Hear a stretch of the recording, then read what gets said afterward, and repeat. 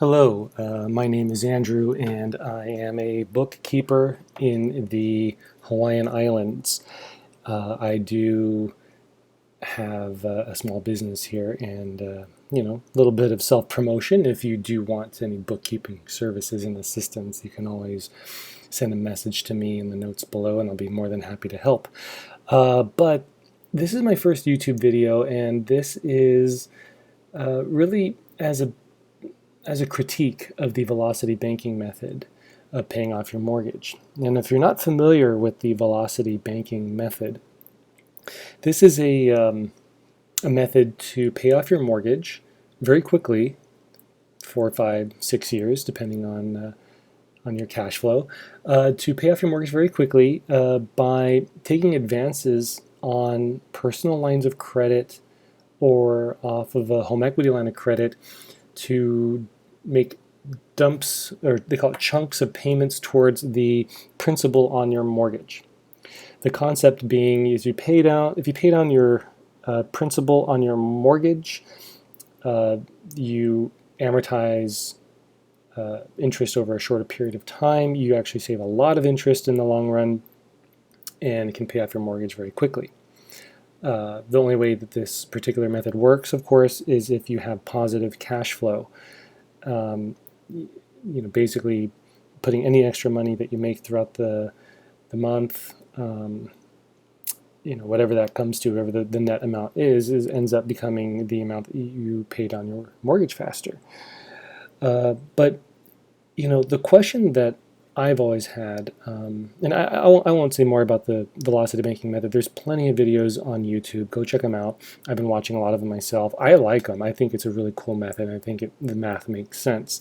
But what I've had an issue with is the question of if you should do it, not if it works or not. I think it works. The math works out that, yes, you can pay down your mortgage very quickly using this method. The problem is, again, there's no real guidance on whether or not this is the right decision to make. Every time we make a financial decision, it's not necessarily based on, oh, let's just get out of debt and pay it off because that's good.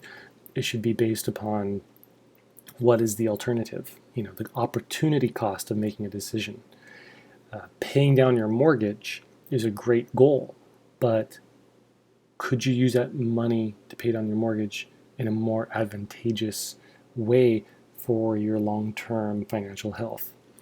So I wanted to use myself as an example because I personally have been considering the velocity banking method of paying down my mortgage quickly because, of course, I don't want to be in debt like anyone else, but I wanted to really see if it was really worth my while. So this right here is it's a default spreadsheet in Microsoft Excel. It's a loan amortization schedule. You can actually just open it up.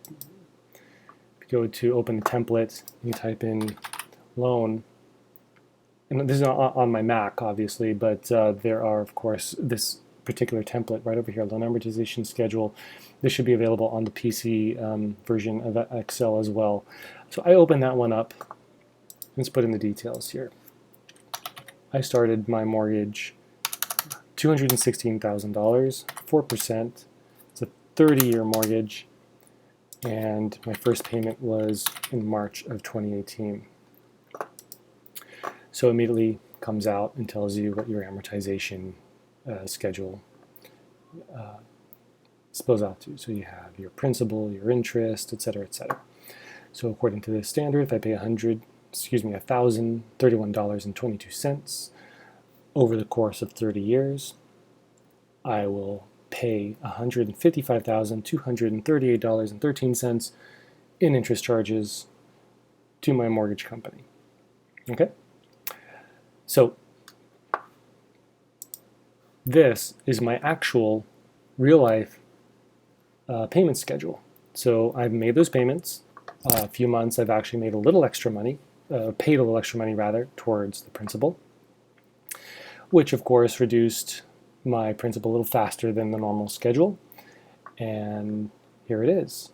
This is calculated that I've taken 3 months off of my mortgage, by making about $1,000 of additional payments accumulatively. That's great if you think about it. If my mortgage is already about $1,000 and I paid about an extra $1,000 and take 3 months off, that's great. I'm basically 3 months ahead for making one additional monthly payment. My total interest here is now $153 when my original was $155. I saved about $2,000 in interest by making $1,000 in principal payments since I started this loan. Basically, it looks like I am making a 214% return on my original $1,000 because it saved me marginally about $2,100, almost $2,200. Okay, well, this looks like it's great. I'm putting $1,000 in, I'm getting $2,000 out. You know, what better investment? Well, there are better investments. There could be. So I'm going to show you why. First of all, this is not really the best way to look at this. First of all, you know, 1,000 in, 2,000 out. Well, I'm still trying to figure out, well, I could still use this for other things. So let's look at two things here. There is a way to analyze in Excel the value of an investment. This is an analysis that many businesses use. There's actually two functions in Excel that you can use called the net present value and the internal rate of return.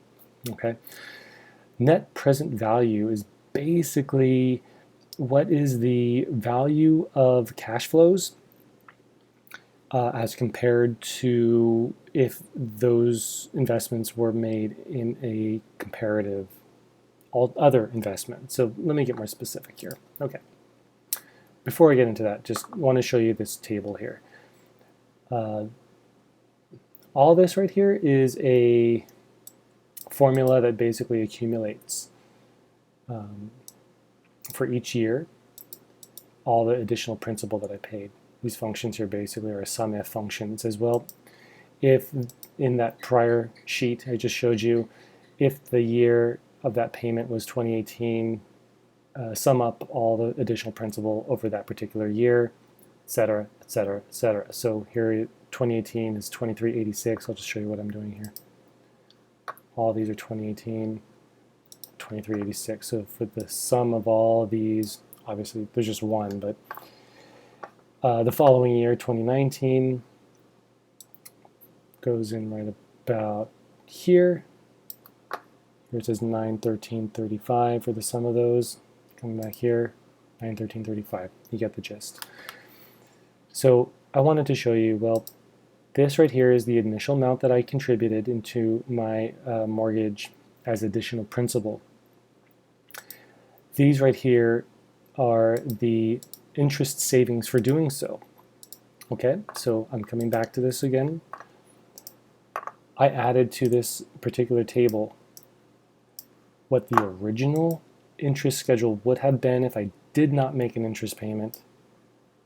And these are the actual based upon the principal payments that I made. So if you see here, up until this point, these numbers were the same. And then I made $23 of principal payments. The actual was, you'll see the next month because that's when it gets effective, was about 8 cents difference. So that $23.86 saved me 8 cents the first month, 8 cents the next, so on in perpetuity until the end of the loan. And then I dumped $607, which is about a half payment that I made that month, which now, if you see here, the accumulated interest for that payment, $706.29, that's about $2. And that has, of course, accumulative effects over the life of the loan as well. Accumulating also with that one as well. So as you see, over time, these interest savings accumulate as you go through the life of the loan. Okay? So back to this sheet. These just sum up on a yearly basis what those savings are. Okay? So there is a function called the NPV. That's the net present value.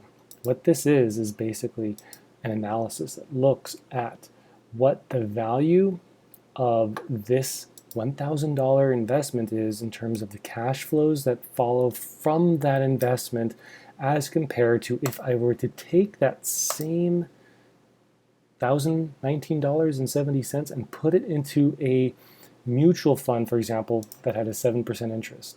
So again, let me restate this.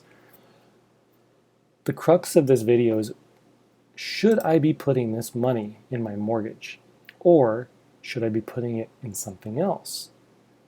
What am I missing out on by putting that money in my mortgage when I could potentially be putting it into another type of investment, like a mutual fund at 7% annual return? So the NPV function helps you determine the dollar value of that decision. Okay, so what this is telling me very specifically, this function is pulling from this interest rate, all the cash flows listed, and starts off with the initial investment. Okay, so what this is saying is for the $1,000 that I invested, that resulted in these savings of interest over the life of 30 years, that had I put that in a mutual fund of 7% return, I would be $310 richer if I put it in that mutual fund, in that alternate investment. Let's just say it was only a 2% interest. Okay, then maybe it makes sense to put it here. I would actually be making $499.32 putting it in my mortgage. Okay, but here I'm sure many mutual funds are in the 6, 7, 8% range over time. So let's just say 7%. That $1,000 over 30 years would be $310.68 more valuable than the savings that I got on my interest on my mortgage. Okay, so this is not a lot, so let's just do another example. I'm going to come back here. Today is end of May, so June 1st, I owe a mortgage payment coming up. Let's hope I pay it. Haha. Well, if I decide to do the velocity banking method, I can pull a draft or draw some money from my home equity line of credit, dump that into my mortgage. Let's just say $10,000. This is the velocity banking method. You take money from a line of credit, dump it into your mortgage as a principal only payment, and then throughout your regular living, you take your paycheck and you drop that paycheck into the HELOC that I borrowed the $10,000 from.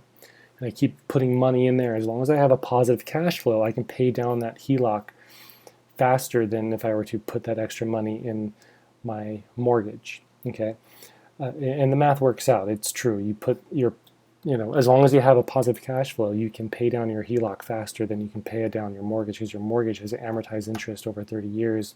Your first payments are more interest than anything else. But long and short of it is, it works out on the math. The decision here is whether you should, right? So if I put that $10,000 here, I do that, method, the velocity banking method. Come back here. Well, now it says I've started off here. There's the $10,000 for 2020 plus what I've done earlier in the year. I've accumulatively contributed now $11,019.70 towards my mortgage, resulting in these interest savings over time.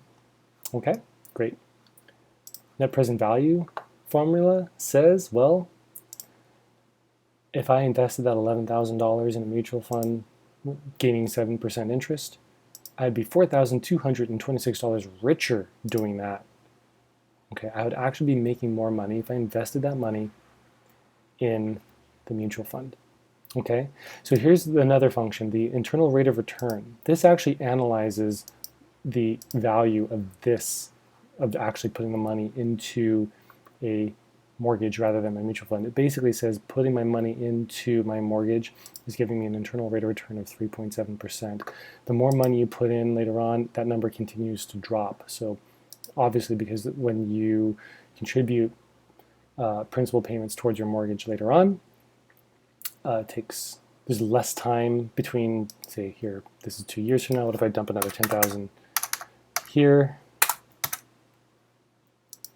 Now it's 3.03. It was 3.7 before, because again, it accumulates less savings over time. There's a diminishing rate of return since you're paying off your loan faster. Okay, but here's the thing. You value paying off your mortgage quick, then do the velocity banking method of paying off your mortgage, right? But you're missing out on all these gains. So if you were to put that money in a mutual fund. So my suggestion for most people is, you have to decide what it is you're going to do for yourself. But if I'm going to be able to borrow money to put it into my mortgage as a principal payment, wouldn't it make sense just to borrow that from my HELOC and just put it in a mutual fund?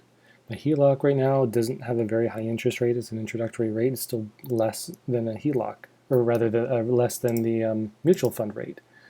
When it hits past its promo period, it'll still be less than investing it in a mutual fund. So I have to ask the question to anyone watching, does it make more sense for you? Or maybe I have the math wrong. You tell me. Does it make sense to put extra money in your mortgage to pay down your mortgage faster when you could be putting that into investments and actually gaining more financial returns, but better returns on your money, better returns on your investment by putting it into a mutual fund for 7%? Let me know what you think, and please again correct me if I'm wrong with this. But looking at this tells me that while the velocity banking method can work, it does give you a return on investment, 3.3%, whatever it is here for me. It may make more sense to put my money in a mutual fund and then use the earnings and the growth of that investment to help me pay down my mortgage over the years. Anyway, thank you so much for listening. Let me know what you think. And if you have any questions or comments, please mark them below. Thank you.